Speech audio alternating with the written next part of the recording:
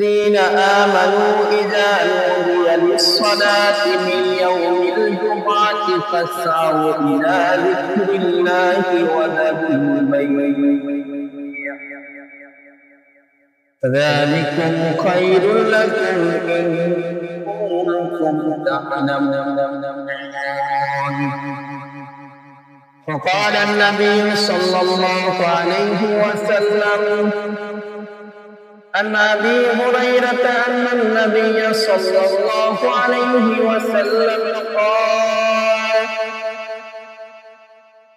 خير يوم طلعت عليه الشمس يوم الجمعة فيه خلق آدم وفيه أدخل الجنة وفيه أخرج منها ولا تقوم الساعة إلا في يوم الجمعة.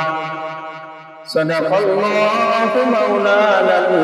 আমাদের আলোচ্য বিষয় হচ্ছে জুমার দিনের গুরুত্ব ও শ্রেষ্ঠত্ব এবং করণীয়। জুমার দিনের কি করণীয় এই সম্পর্কে আমি ইনশাআল্লাহ আলোচনা করব, আল্লাহ তাআলা যদি আমাকে তৌফিক এনায়েত করে। আমি কোরআন থেকে একটি আয়াত এই সম্পর্কে তেলাওয়াত করেছি এবং রাসূলুল্লাহ সাল্লাল্লাহু আলাইহি ওয়াসাল্লামের একটি হাদিস তেলাওয়াত করেছি। এই আয়াত এবং এই হাদিসের ব্যাখ্যা যেন সঠিকভাবে বলতে পারি, আল্লাহ তাআলা যেন আমাকে তৌফিক এনায়েত করেন। সবাই বলি আমিন। আসুন, জুমার দিন সপ্তাহের শ্রেষ্ঠত্ব ও সর্বাধিক বরকতময় দিন। আমিন। আসুন, এই দিন আল্লাহ সুবহানাহু ওয়া তাআলা মাগফিরাত এবং দোয়া কবুলের দিন বলেছেন। কেননা এই দিন এমন দিন, এই দিনে হযরত আদম আলাইহিস সালামকে সে জন্মগ্রহণ করেছেন। এই জুমার দিন এমন একটা দিন, এই দিনে আদম আলাইহিস সালাম সে জান্নাত লাভ করেছেন। এই দিন এমন একটা দিন, এই দিনে সে জান্নাত থেকে বের হয়েছে। আবার এই দিনে আল্লাহ সুবহানাহু ওয়া তাআলা আদম আলাইহিস সালামকে মৃত্যুবরণ করিয়েছে। আবার এই দিন এমন একটা দিন, শ্রেষ্ঠ দিন, এই দিনে পুরা পৃথিবী আল্লাহ সুবহানাহু ওয়া তাআলা ধ্বংস করে দিবেন, কিয়ামত ঘটাইবেন এবং এই দিনে সিংহায় ফুৎকার দেওয়া হবে।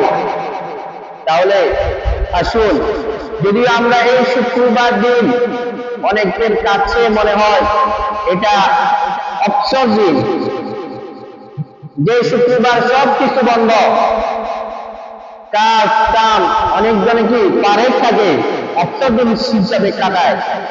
মনে করি আমরা এই দিনটাকে খেলায় দুলায় অলসতায় আমরা কেটে দিই, কিন্তু আসলে এই দিনের গুরুত্ব এবং ফজিলত এমন একটা সম্পূর্ণ হয়েছে যেটা মুসলমানদের জন্য একদম ভালোভাবে আল্লাহ সুবহানাহু ওয়া তাআলা রেখে দিয়েছে। সুবহানাল্লাহ।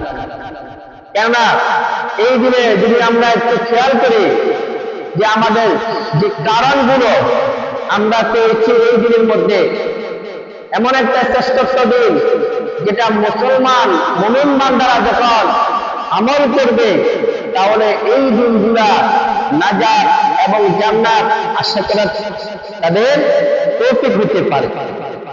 আসুন, আমরা এই জুমার দিনকে 5 ভাগে ভাগ